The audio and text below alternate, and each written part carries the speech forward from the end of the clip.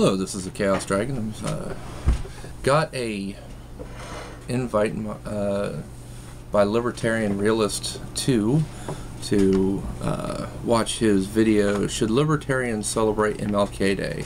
And I'll put a link in the description below.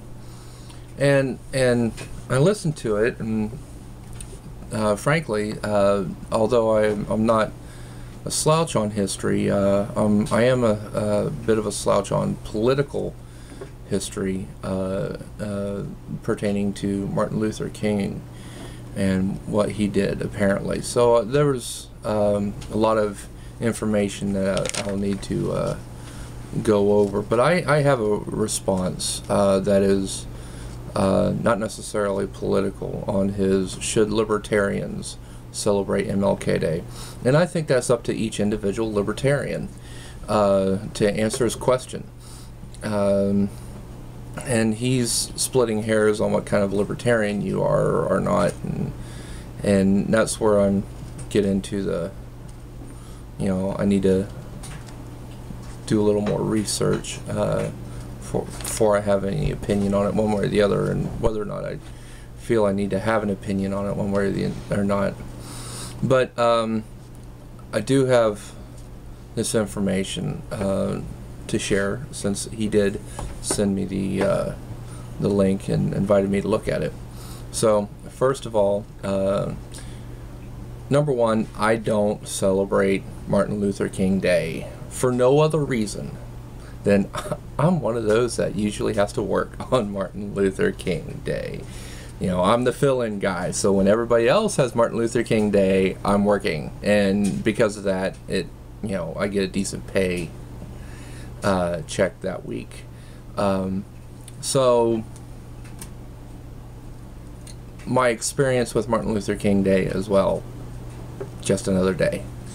My previous job that I had, it was a good job, that I was laid off from. We had Christmas off. We had a couple, actually he gave us like a week and a half or 2 weeks for Christmas off. And that was about the only days off we got, other than Saturday and Sunday were optionals if we had enough business. So again, just didn't have a job where it was a choice. Now, point number two. I identify as a Christian and an independent. Now, as a Christian, I see the need for a free society to offer equal opportunity, not equal results, but equal opportunity, while knowing it is not humanly possible to truly achieve it. But if we get close, that's all we can really expect. Number two, again, as a Christian, I believe every individual is responsible for their own actions, no matter how good or bad their situation is. A case of how did they play the hand that was dealt to them. And point number three, finally, as a Christian, I see each one of us as our brother's keeper, to use a phrase from Genesis, in Cain's response to God when asked about Abel. In this capacity, if a person tries and fails, then we should help them get back on their feet, however that is appropriate. I lean toward the idea of teaching those less fortunate the skills and behaviors that will help them to get back on their feet. This can take a 5-minute talk, or might be a 5-year process, depending on the individual, their situation, etc., so forth. Because if you start helping someone and then drop them before they're ready to stand on their feet, you've actually given them false hope, and in a lot of ways done more harm than good.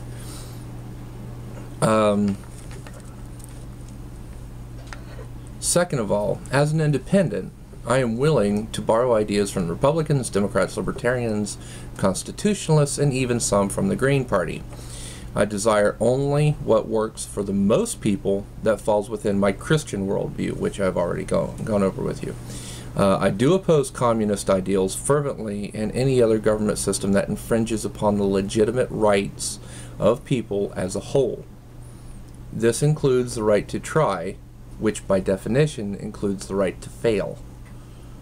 I oppose any corruption of government in any way, shape, or form. And it's one of the reasons why I'm against communist ideals, other than communism is against religion, let alone Christianity. But communism lends itself, like any other kind of dictatorship, to being totally corrupt really quick. So, not my cup of tea. I like checks and balances that we have in our government. That's where I lean constitutionalist. I enjoy the fact that we have freedoms in this country that most people in most countries don't have. That's where I'm a libertarian. Republicans, I generally go on the moral aspect with them, and Democrats, I generally go with economic with them. But those are all generalities, and on any individual case, I can throw it out in a heartbeat because, well, I'm independent. And that's my definition of where I stand.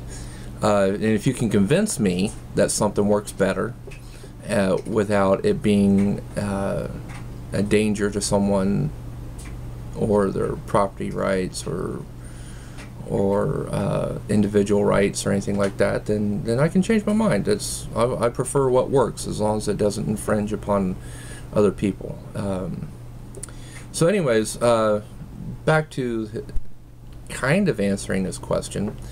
With all that background being said, I do not see a reason not to celebrate Martin Luther King Day. The things mentioned by Libertarian Realist 2 in the video, I definitely need to reflect on. I am not too proud to say that's something I'm not up on his individual politics. So you know, I'll have to study it. But all these things that Libertarian Realist 2 brought up were political in nature, and so therefore his basis is on a difference of politics. But to me, and most people, Martin Luther King is not a symbol of politics, but a symbol of equal rights and equal treatment for all in our society. On that level, I cannot, and I will not, argue against Martin Luther King. And therefore, on that basis, I support celebrating Martin Luther King Day, if that is an option for you. So, on the other hand, if you don't want to, you don't have to. And, yeah, I really understand the need for equal rights, equal treatment, equal respect based on your merits, not on your skin color, not how you were born, not this, not that. Just, even if you disagree with someone, treat them with respect and do not hamper their ability to take care of their own and to take care of themselves. That's simple. So anyways, that's it for today. Have a good day. And